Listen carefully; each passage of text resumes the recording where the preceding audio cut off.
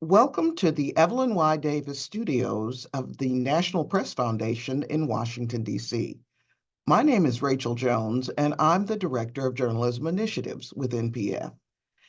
We're here today for the second training of the 2024 Widening the Pipeline Fellowship. And before we get started, I'd like to thank our sponsors, the Evelyn Y. Davis Foundation and Lenovo.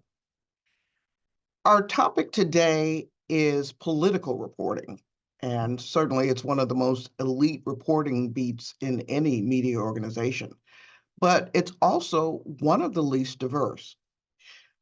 But is the public sufficiently informed when the majority of reporters and editors covering politics and policy are not people of color?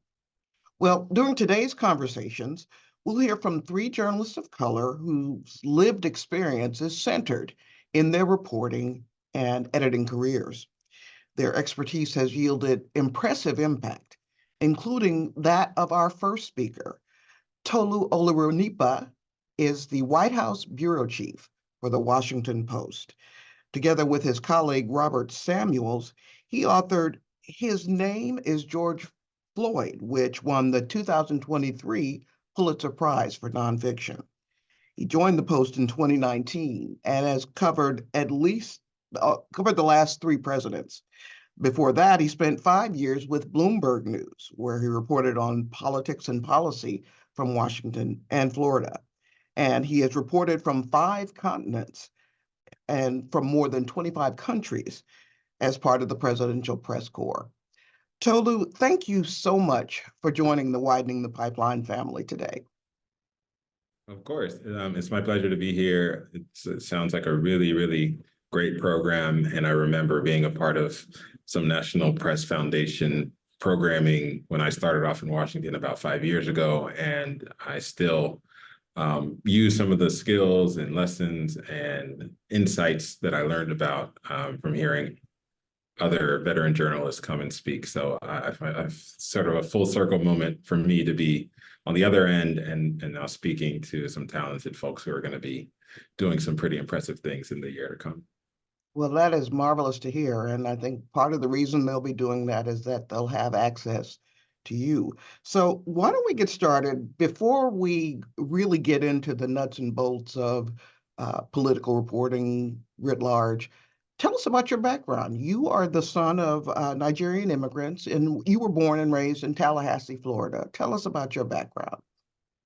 Yeah, that's right. My parents are both immigrants from Nigeria, came here for educational opportunities and ended up having 4 children and decided to stay and raise us here, away from their family, away from their network, but they, came here and built a community and really wanted to prioritize education for my siblings and myself. And one of the reasons that's an important part of my journey into journalism is that I saw my parents sort of struggling to understand how the system here in the US worked.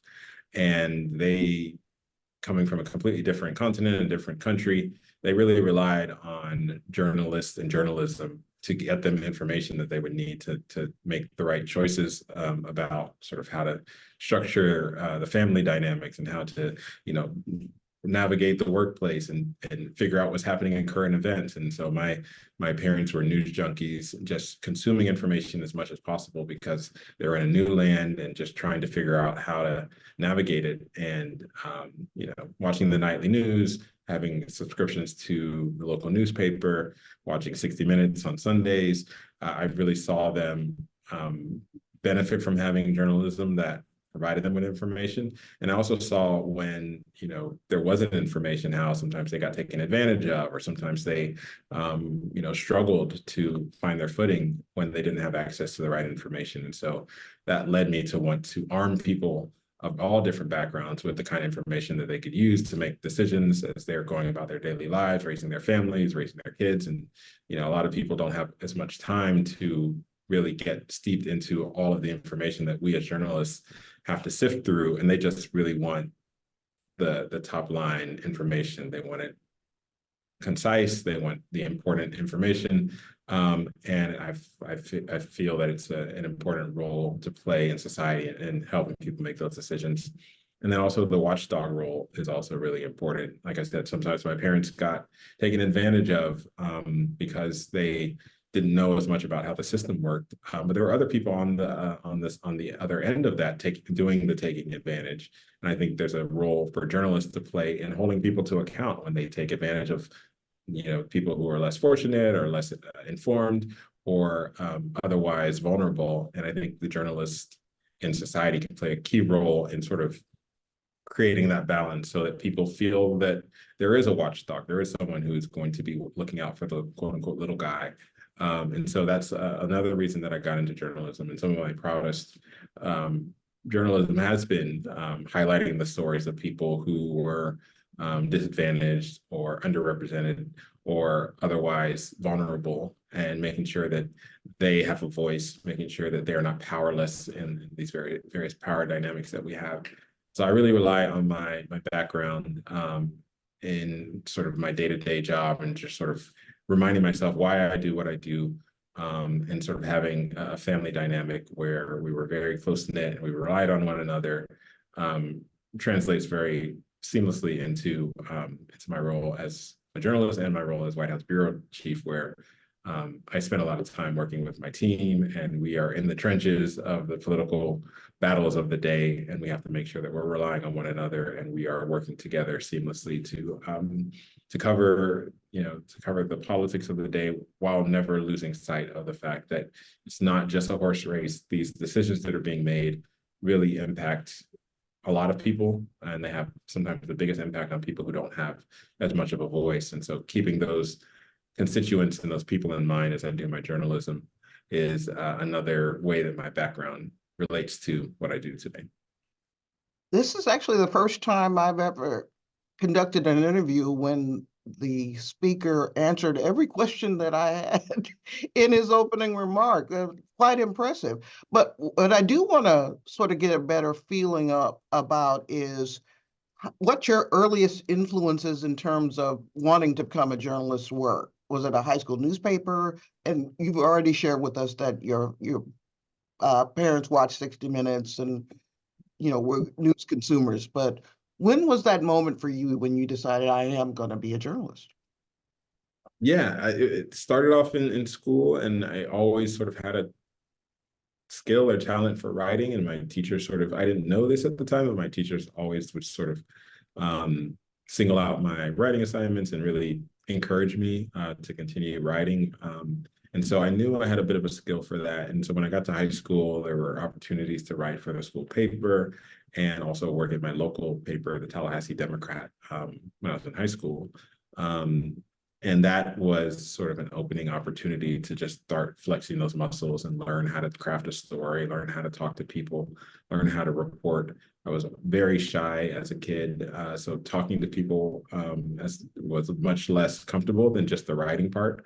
But as I got a little bit more experience and got to spend some time in the newsroom, I was able to sort of sharpen those skills a little bit. And a program that I got into my senior year in high school, which just had a similar goal to this program. The program unfortunately never doesn't exist anymore, but it was Knight Ritter's scholarship program for minority aspiring journalists. And so the goal was to create a better pipeline for young people to enter into newsrooms. And so I got a scholarship and also was set up with internships starting off when I was in high school at local newspapers. So my first sort of real job, aside from, bagging groceries and doing sort of small jobs here and there, my first corporate in an office job was working at a newsroom in my local paper in Tallahassee that was set up by the scholarship program. And every summer after I got into college, every summer I was basically given an opportunity to have an internship at another local newspaper. And so I spent my summers working at local newspapers in Florida and Georgia and New York. And that really allowed me to build my writing skills, build my skills as an interviewer, and make me feel comfortable being in a newsroom, because that's the sort of corporate environment that I got to know in college. And so that program was really instrumental and helped me connect with people who were already doing what I wanted to do. And it gave me a sense for how this job could be fun, how it could be interesting, how you could do something completely different every day, how you could meet a lot of really interesting people, how you could, in the best set of circumstances, sort of make the world slightly better by, exposing injustices through my journalism, or highlighting things that are going well, or just writing about people who don't often get their stories told, and telling those stories in nuanced and comprehensive ways. And so that was how I got into it. And, some 15, 20 years later, I'm still doing journalism, and still trying to tell those stories. Let me ask you, did you start off wanting to do political reporting? I did not. I did not. I grew up in the state capital, Tallahassee being the capital of a pretty important state, but I grew up very oblivious to sort of political machinations in my hometown.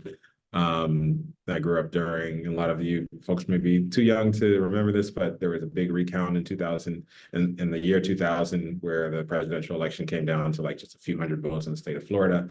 And Tallahassee, for a few weeks during that election, was the epicenter of the political world, because that's where the debate was happening over what would happen with the presidential election, whether George W. Bush would win or Al Gore would win. And so I was in high school at the time, but a lot of that was just, flew over my head as in terms of the importance of it. And so I didn't really have an interest in politics. It all seemed really, icky to me. But so when I first started off in journalism, I was doing a lot of different kinds of reporting, covering general assignment news, covering crime, covering business, really doing anything that was asked of me, but politics was not really in my radar, despite living in Florida, despite my first job being in the swing state of Florida, which no longer seems to be a swing state. But yes, I didn't have an interest in it, but I had an opportunity in the year 2012 to take a job actually back in Tallahassee, covering the state legislature and the presidential election. I was working at the Miami Herald at the time, and so I was reluctant to do it.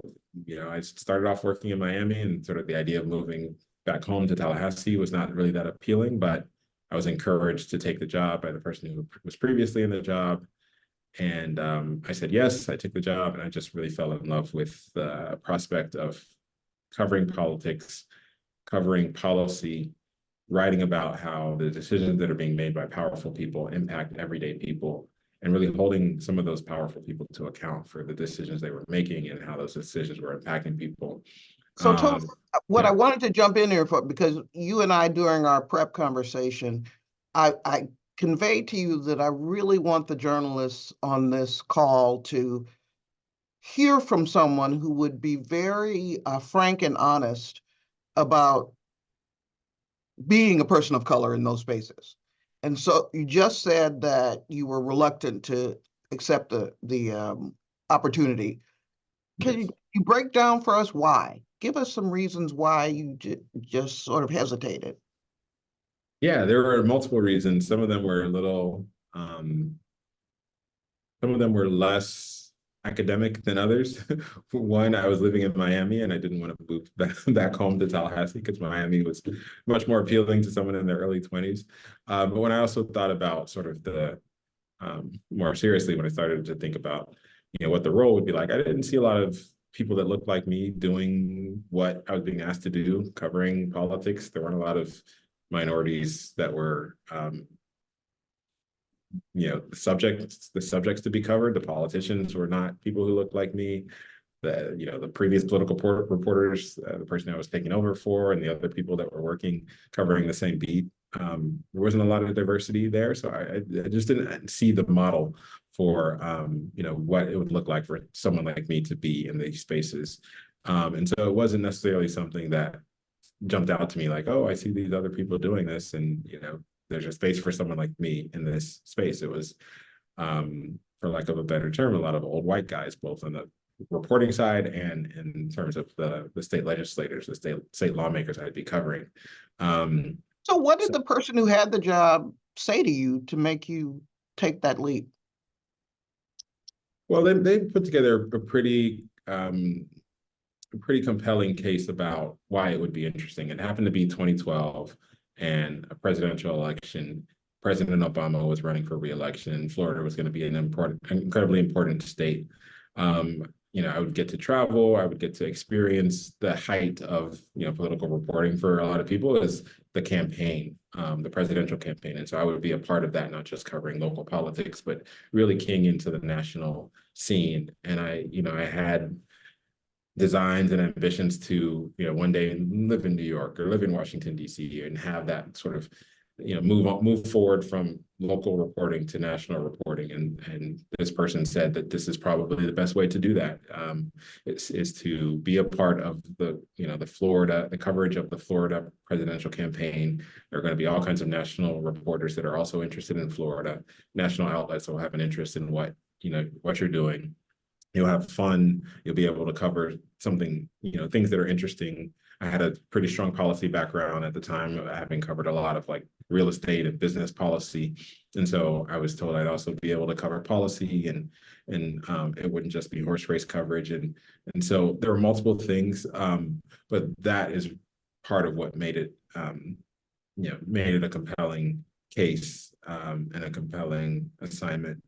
And the person was right. They were spot on about all of those things, including the fact that I'd have fun, I'd get to travel, I'd get to cover important policies that were happening, I'd have a bit of a national platform, and that if I wanted to, I'd be able to sort of parlay that into a national role at some point at a national outlet. And all those things were accurate. And so yeah, that's a shout out for like having conversations with people who are doing things that are a couple steps ahead of you in your career, because they have good insight usually about what could lie ahead of you if you make certain decisions.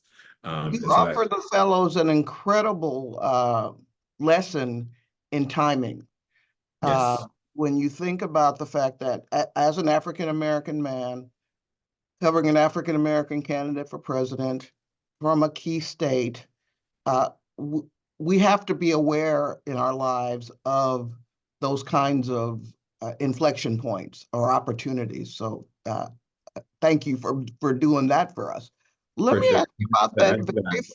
Just to add to that really quickly, there will be times when you might be called upon because of your background, because of your race, because of how you look, to take on certain assignments. And that can go either way. It could be seen as offensive because, like, why am I being singled out? But it could also be an opportunity to potentially advance your career and advance and do things that other people aren't able to do. If you have fluency in a language or in a culture that other people in your newsroom don't have, there is a lot of value and benefit that you can get from using that extra skill, that extra asset that you have that others don't have, and using it to tell the story in a more nuanced, smart way. And so that's something that definitely was in the minds of people that, thought of me for this role, and it ended up working in my advantage. Tell us about those first interactions, those first times walking the halls of the Tallahassee, the State House. What was that like for you? I was very intimidated. I was, I still carried some of the shyness that I had from much earlier in my life into those halls. And a lot of it is, it isn't, for lack of a better term, it is an old boys club where there are like little nuances and little things that are, inside jokes or inside approaches and ways of doing things that are, secret in a lot of ways. There are people who have been there for years and years, and they know how things work. And so I felt very much like a fish out of water, sort of not knowing what was appropriate, what was not appropriate. But I sort of turned myself into a sponge and really observed a lot of what my colleagues were doing, what other people who had been around have been doing. I sort of took myself under the wing of some of the veteran reporters who had been there for a while and just sort of followed them around a little bit. And thankfully, I had people who were willing to show me around and not not possessive of their own sources and their relationships. And so I, took myself under the wing of some of the folks who were in these old boys clubs and just watched what they did and was willing to help them and co-report stories with them and use the skills that I had to bring those to the table. But it was very intimidating to be in some of those places where you just sort of don't know the rules. You don't necessarily know what's appropriate, what's not appropriate. Can you just walk up to a lawmaker and start talking to them? Do you need to take other precautions? And so, yeah, it was intimidating at first, but things moved very quickly, and I sort of became more comfortable over time, having the opportunity to watch other people do this job. And I leaned in on some of the skills that I had, skills for policy and being able to digest, policy matters relatively quickly. And so I tried to help other people with those things and sort of bring whatever talents I had to the table so that I would, feel like I was contributing and feel like I was helpful. And, once you're able to help someone else, they're more likely to open up doors for you and make, use their own relationships to make things easier for you. And so I was determined to work hard, but even with that determination, there was a lot of intimidation being in those spaces where, one, you don't necessarily know the rules. You don't necessarily have a lot of people that you can look up to. There aren't a lot of people that look like you on either side.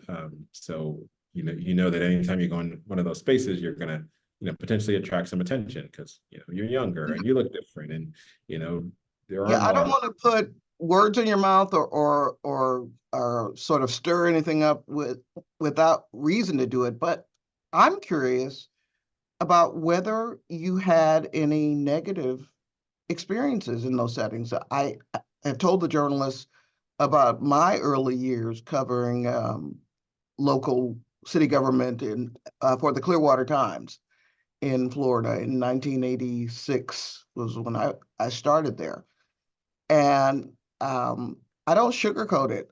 There were some times when I was mistreated. I covered a Klan rally in Clearwater in '88.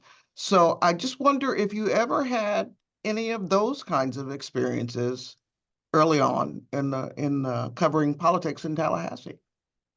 I did, yes. I had quite a few of them, actually.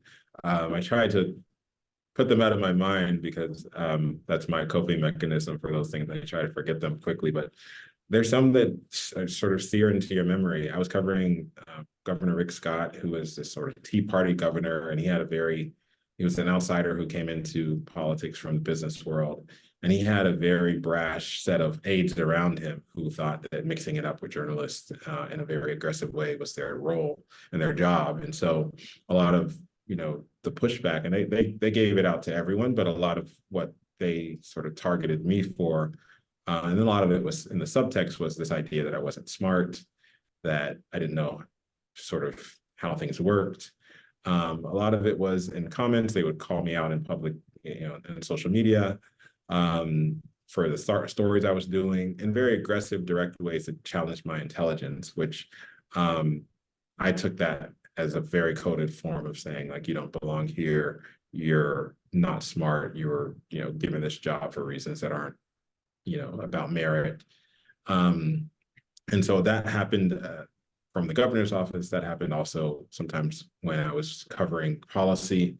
I had a lot of the policy experts that I was covering, really challenge my grasp of the information, which is a normal thing that they might do. They're experts. We're journalists. Sometimes that back and forth, they'll say, "Oh, you don't really know what you're talking about. This is how things work."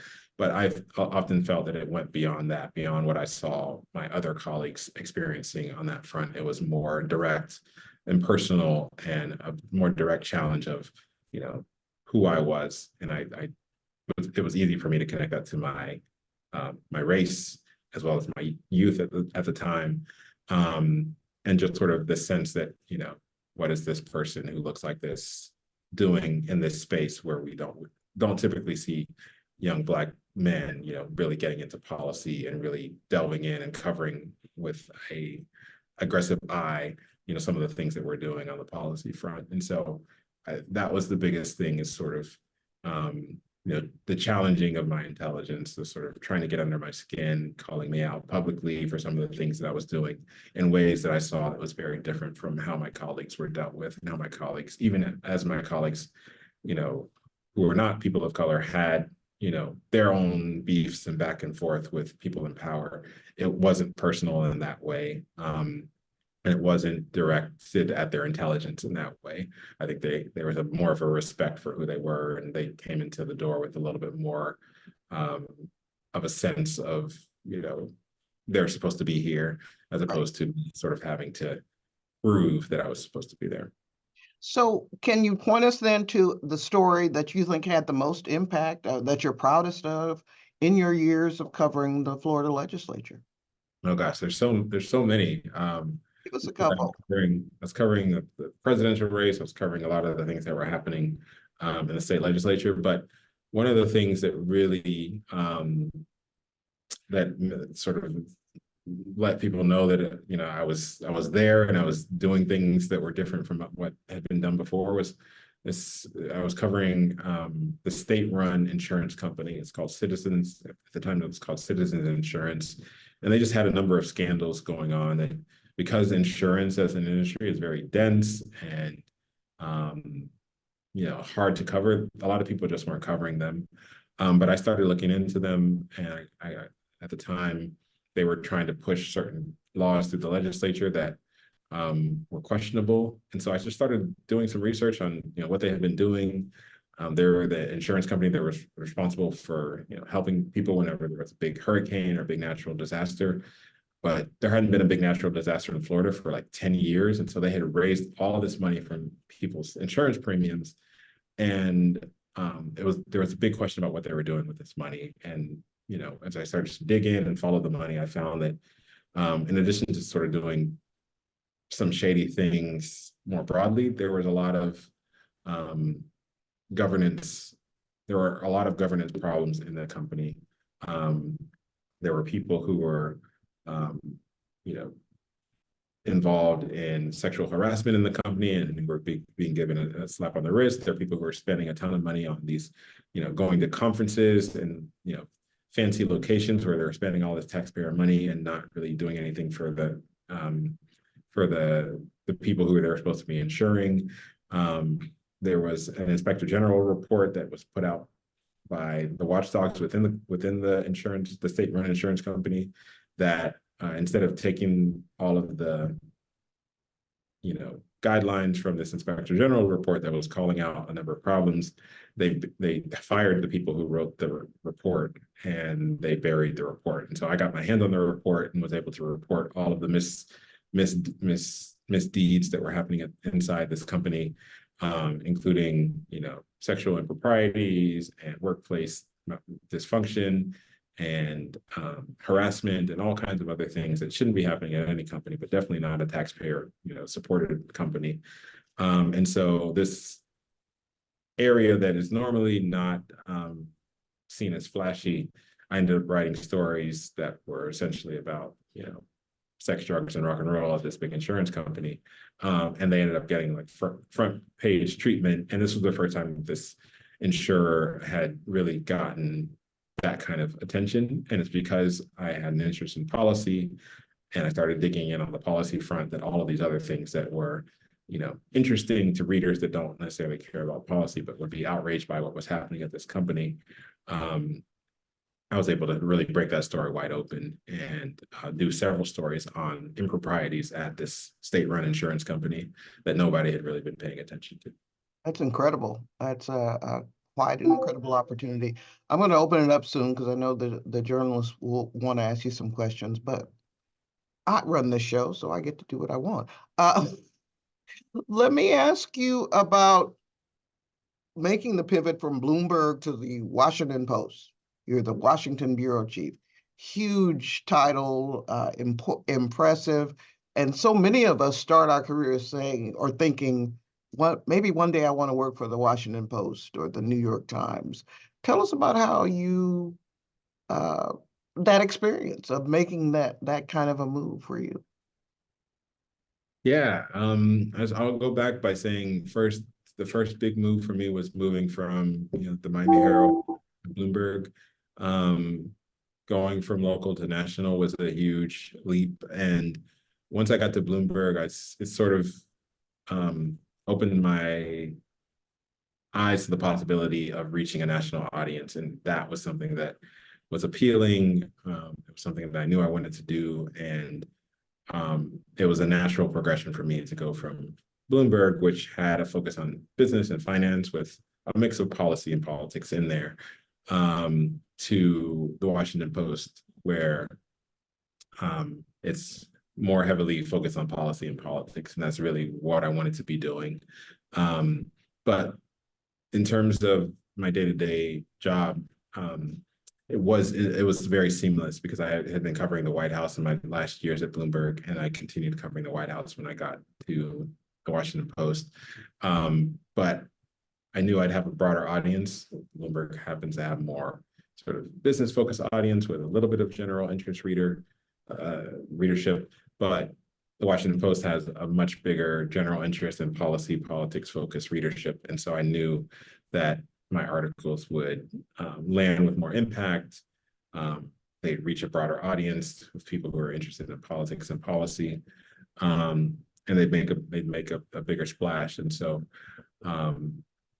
it was a natural progression in terms of like the nuts and bolts of like how the job switch actually happened. One piece of advice I'd give is just sort of continue to maintain your relationships, both with your colleagues and with, people who are potentially going to be in a position to hire you. And those relationships can span multiple years. The person that I wrote the book with, that was mentioned at the beginning, we had both worked together at the Miami Herald. His name is Robert Samuels, another Black young journalist that was sort of coming up at the same time as me.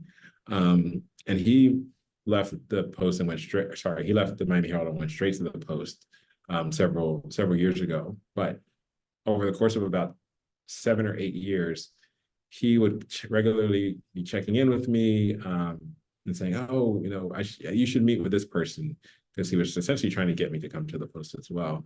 And a lot of times I'd send my clips over or talk to someone, and nothing would come of it. But he would just sort of continually make those introductions and sort of be a champion for me, to the point that, once I got to Bloomberg, I continued to sort of send my clips along.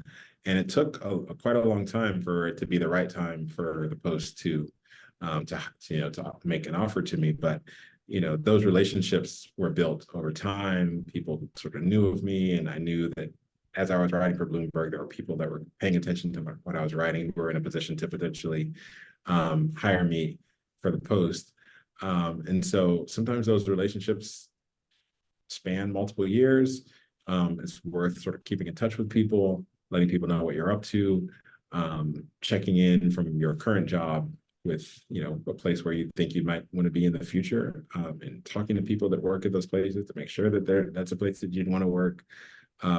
But it was a long process before I actually got to a place where I was, offered a position at the Post. But it was helpful to have, a champion, someone who was constantly seeing in me what I hadn't yet seen in myself, which was that I could thrive at the Post. I could make a difference. I could be among, the other high-ranking reporters here that are well known and are doing, great things. And another very important lesson for the fellows in that maintaining those relationships is so important. And sometimes a no just means not now. It doesn't mean you'll never have this opportunity. So just keep those channels open. I cannot see the top of my screen, so I don't know if there are any Zoom hands raised, but does someone want to ask a question at this point? Can you raise your hand physically, maybe, so I can see? Sarah, did you have a question? Let's introduce yourself and ask your question. Okay, I'm Sarah Elbishbishi. I cover energy and environment for a nonprofit in West Virginia, but I did start out my career doing national politics. So really looking forward to that today. I just have a specific, general question on something that you said earlier. You said that you didn't, I mean, before you kind of got into politics, you viewed it as kind of picky. And so I just am kind of curious, like, do you still, does part of you still view politics as picky? If not, how did you kind of like, what kind of changed your mind in that regard? Oh, thank you. And thanks for bringing that up, because I actually must have not enunciated properly. What I was well, I was trying to say is I viewed politics as kind of icky, as in Oh, I'm sorry. no, it's great. Because I think both words somewhat apply. But yeah, I kind of viewed politics as something that, like, if you covered it, you'd want to like take a shower every day after work, because you're dealing with a lot of people that are a little bit shady, and politicians have this reputation of as being like liars and underhanded. And so that's what was off-putting to me about politics, is like having to deal with those kind of people on a regular basis. And sometimes I still feel that way. I mean, a lot of times you do deal with people that spend a lot of their time like lying and misleading the public and misusing public funds and doing all the things that the typical shady politician is known to do. But I think that's what makes the job sort of thrilling, is that you, as a journalist, get to expose some of those things, and help keep the rest of the politicians more honest by letting them know that if they do things that are icky, that will be exposed at some point. They have to keep sort of an eye out, because journalists are going to be watching what they're doing, watching how they're spending their taxpayer money, watching how they're navigating the public space. But when it comes to sort of pickiness, I guess it's true as well that it's not always a meritocracy, the world of political coverage. And sometimes people are given opportunities based on who they know, given opportunities based on who their parents know, as opposed to just based on how strong they are as a prospect in covering politics. And there is still a good old boys network. There is still even today sort of a sense that if someone looks like you, you're more likely to take them under your wing and sort of see yourself in them. And so some of the older reporters, it's easier for them to build relationships with the younger reporters that look like them. And there aren't a lot of older reporters that look like me and look like the people on this call. And so there is still some of that. That's still some of the challenge that I think is industry-wide, but even in the world of political journalism, it's even more acute because it's so less diverse and so yeah, that is still something that we deal with. Thankfully, it's becoming more diverse. I remember the first time I sat in the White House briefing room, there were very few other people of color, no other Black men. So it was back in 2014, the day that I was in the seat. This is a seat of a room with about 70 seats. But today it's much more diverse. It's not anything close to parity with the public at large, but there are multiple people of color, more women, and the White House briefing room looks more like America than it did, even 10 years ago. So there is definitely. Who's next? Keisha, do you have a question? I actually do have a question. Yeah. So you talked about how there were moments where people Introduce yourself first. I'm sorry. Oh yes, sorry. It's okay. Sorry. I'm Keisha. I'm a producer at PBS NewsHour. You talked about how there were moments where people were challenging your intelligence, your competence, and I'm curious, how do you navigate those moments when the people around you, even if they are allies in the newsroom, they simply don't perceive it the same way you perceive it because it's not their lived reality? Like, how do you navigate that? Yeah, that's a really good question. I was fortunate that I had people who were willing to stand up for me and were willing to sort of, because they had also been in combat with some of these political operatives. But I don't necessarily know that they saw sort of the racial dynamic. And like you said, they don't have the same lived experience. And so sometimes you might not know how they're processing something. Even if you're both sort of offended by something, you could be offended for different reasons. So for me, I try to control what's in my realm of things that I can actually control. And so I spent less time sort of thinking about how my colleagues were processing things, but more time figuring out, could they be an ally for me? Could they stand up for me for whatever reason? And trying to prove that I was competent and that I was capable and that I was supposed to be here by my work being excellent, by my work being, accurate, by doing the job and doing it well.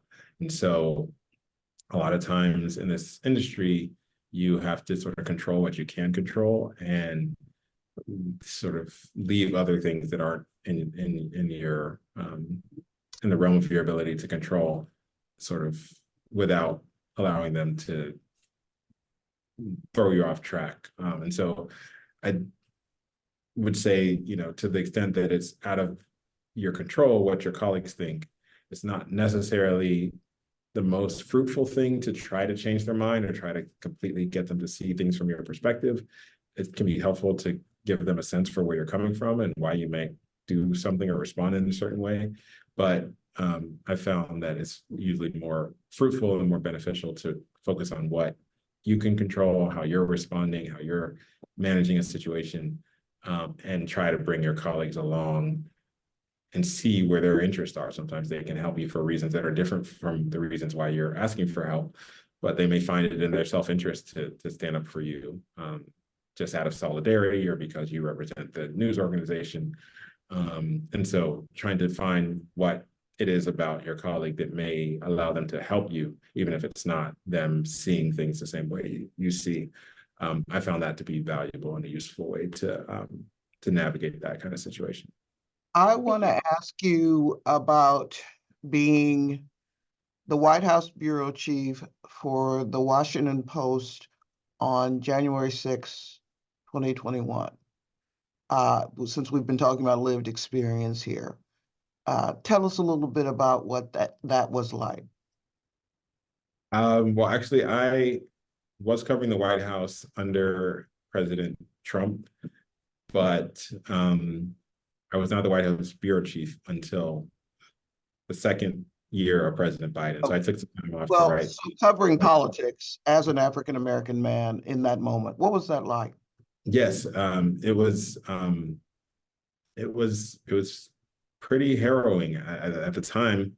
I had already started writing a book about the aftermath of George Floyd's death and about essentially a biography of George Floyd. And so we were in a situation where the entire past 6 months before January 6th was an incredibly fraught moment in our country's racial history and our political history. And so I was looking at it from that dynamic, having covered the protest and all of the uprisings that happened in the aftermath of George Floyd's death.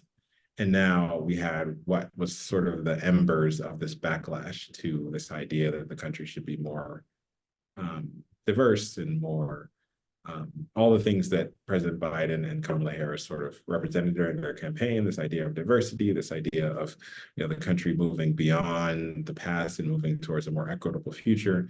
A lot of the people who stormed the Capitol were some of the same kinds of people who rallied in Charlottesville against that message, against that idea of inclusivity. And so that weighed on me pretty heavily, knowing that there was a pretty strong and sharp racial component to what was happening with the insurrection. A lot of the people were inspired by this idea that they were taking back their country. There was a Confederate flag flowing through the Capitol. And so I looked at it from a very clear perspective that race was central to what was happening, this sense of grievance that was being bandied about. But you used the word harrowing, Tolu. Again, for me, in that moment of covering the Klan rally, I had some very severe physical and emotional reactions to that. And so I wonder if there's something you can convey to me and to the fellows about this issue of how our lived experience can impact our reporting, but also can create those kind of deep emotions that we need to be aware of. Yeah, yeah, we totally have to be aware of them. We're told and taught as journalists to, you know, be completely neutral and set our own emotions aside. That's can be easier for some than others. I mean, we all have our own personal histories. And so when your person, when who you are, when your culture, when your background is being targeted in a way, it's much harder to just sort of say, oh, I'm going to put on my journalistic hat and be, completely neutral and not care about these things. The same way, this became an issue after the protests concerning George Floyd. It also was an issue in the hours after people started storming the Capitol. It's sort of, the question of, where do I fit in the broader society? Where does my perspective fit in? Where can I feel like myself? Where can I feel like I belong? And it's hard to be neutral when those kinds of questions are being considered. And so there are moments in your career as a journalist where you may need to take a beat, take a space for yourself, and just take a step back from the trauma of whatever you're covering, because you may see yourself in one of the people that you're covering or one of the issues that you're covering, and then it becomes very real. It's not something that you can just sort of put to the side, and that's one of the challenges of being a person of color covering some pretty important and deep and hard issues. You can't just walk away from it. A lot of times these are issues that affect your community, they affect the people that you know. And so it can be harder as a person of color to just take your journalist hat off and just put things to the side. It is important to have good self-care, and for people who subscribe to it, to have therapy, but just to have an outlet so that you're not totally steeped in these hard things 24/7, because it can weigh on you and it can make it harder for you to go the long distance of I covering believe, things. I'm sorry, I didn't mean to cut you off here. I believe Caroline has raised their hand. Caroline, are you still there? Yes, definitely. So my name is Caroline Colvin. My pronouns are they, them. I'm a reporter for HR Dive, and my main beat is DEI. I also cover worker well-being. And you kind of touched on what I was curious about, which is I read a lot about racial trauma and how it affects how people show up at work. So I was really curious about how you self-care. I know you touched on like taking a beat. Have you ever been in a position where you say explicitly to your editor, this is affecting me deeply. I will definitely turn it in my story on time. I'll file it, but I need to take time for myself. Like, how do you navigate conversations like that? Yeah, that's a really great question.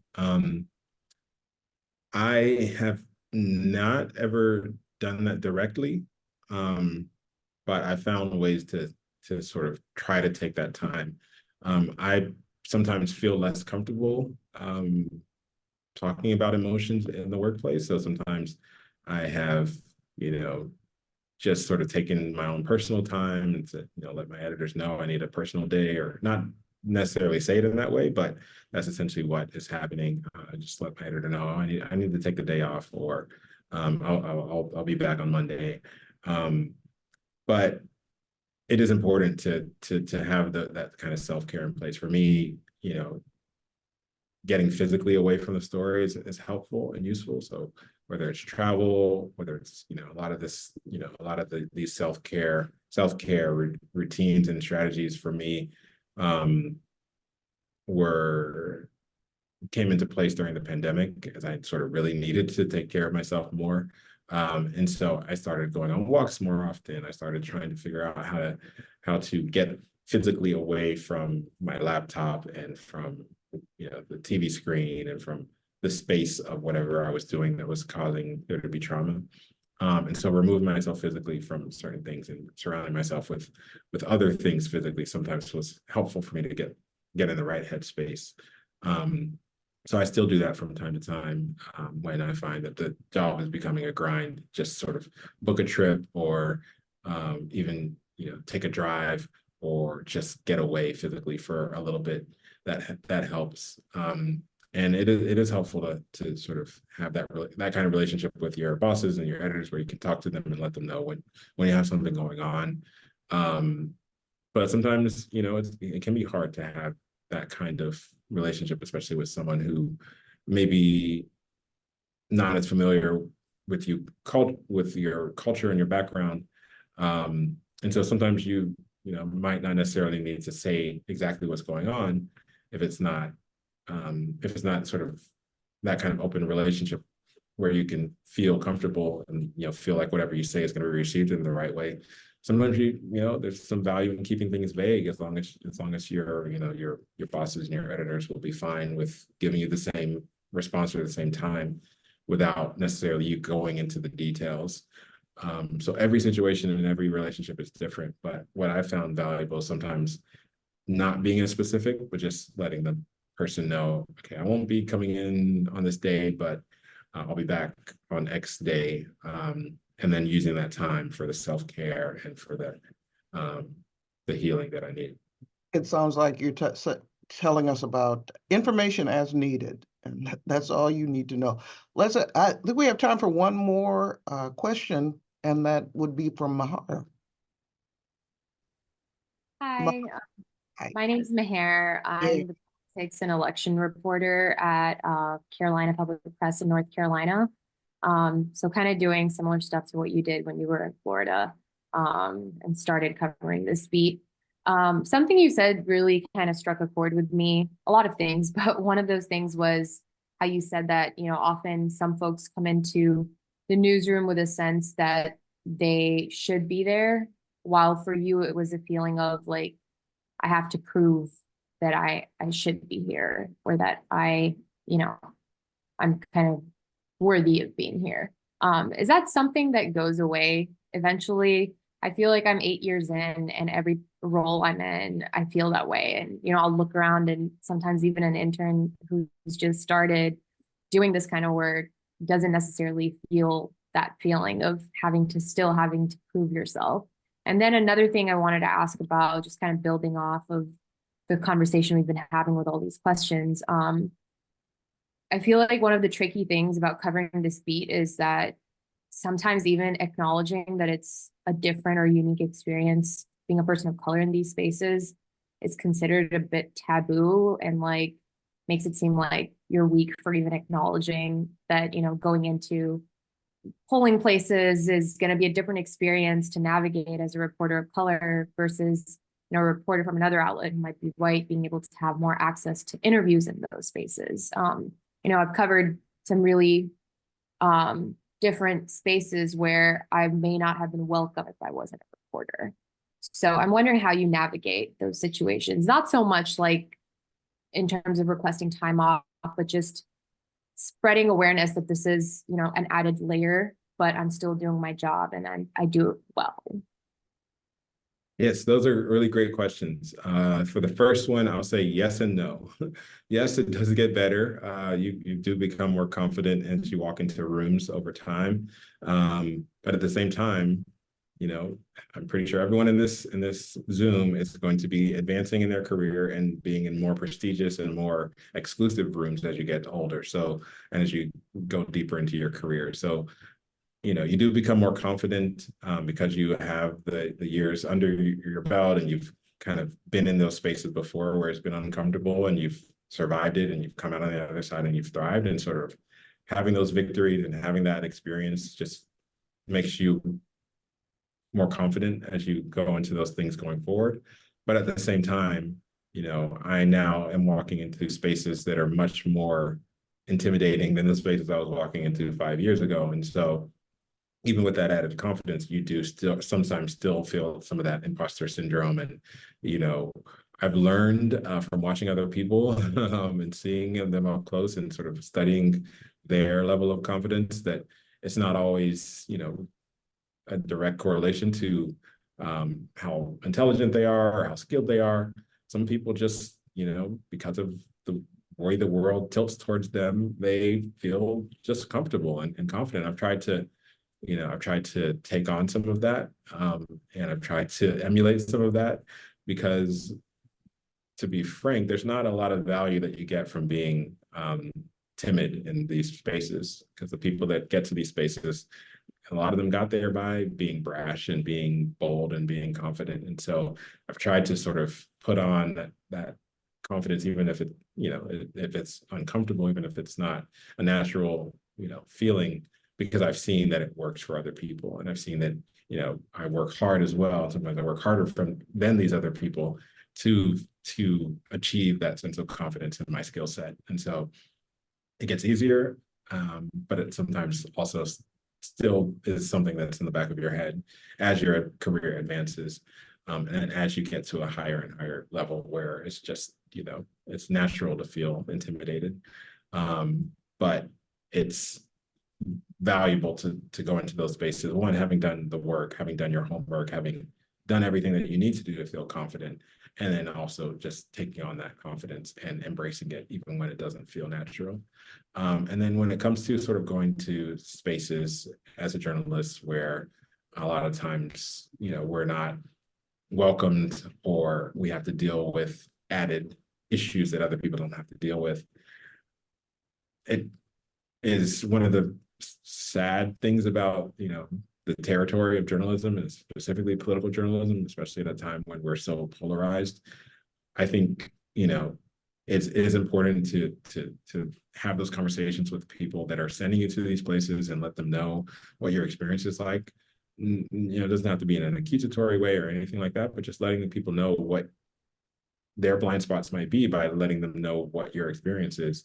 I think generally people who are, who you're working with and, who are responsible for taking care of you and making sure that you're getting the right kind of support, they want to do the right thing most of the time. And so giving them the added information to let them know, like, okay, this is what my experience was like when I did this. Just so you know, I just came back from this assignment. This is what my experience was like. Sometimes they just have blind spots because they have been in your shoes and things have been easy for them in the past. And so I would say totally have those conversations, equip people with that information, and let them hopefully prove themselves to be compassionate and empathetic, and in making those right decisions.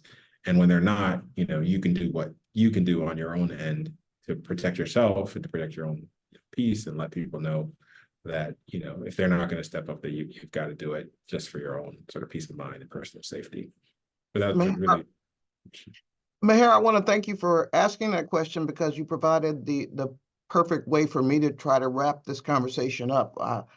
Tola, we're going to have you back, because I have a million more questions that I want to ask you. But in this moment, what I'm reminded of was covering that Klan rally in Clearwater in 1988.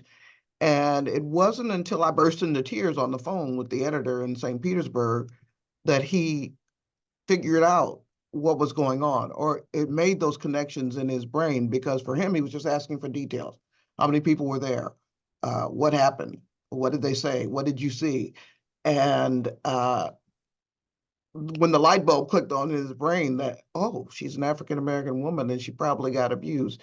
So what we need to always keep in mind are those kinds of blind spots. But Tolu, I want you to send us home with your take on this incredibly tense and critical election year cycle that we're in, covering politics, bringing our lived experience to the table, looking in our communities for issues. What advice would you give these fellows about whether pursuing the political reporting beat is something that they should look into? Oh gosh, I could talk about that for for a long time, but I'm going to keep my answer really short. I think we need more. We need more young people. We need more people of color. We need more people that have diverse experiences, different backgrounds, different cultures, different immigration statuses, different parts of the country, different religions. We need all kinds of diversity, and we really need people to make our coverage of politics more nuanced and more real, because we get into this this spirit of horse race coverage where a lot of times it's divorced from the actual impact on people, and people who actually live in these communities have the ability and come from these communities have the ability to translate some of these things in a really important way. So I would encourage more people to get into political journalism and really jump into it feet first and bring your own perspective, your own background to the table, because we need it. We definitely need it. So thank you so much. It's been really Olorunnipa, you are now again officially a member of the Widening the Pipeline fam, and we're going to involve you in more trainings. I hope you mentor me, as a matter of fact. But thank you so much from your position as White House bureau chief for the Washington Post. You've offered some incredible guidance for Widening the Pipeline Fellows. So thank you for joining us. Thank you.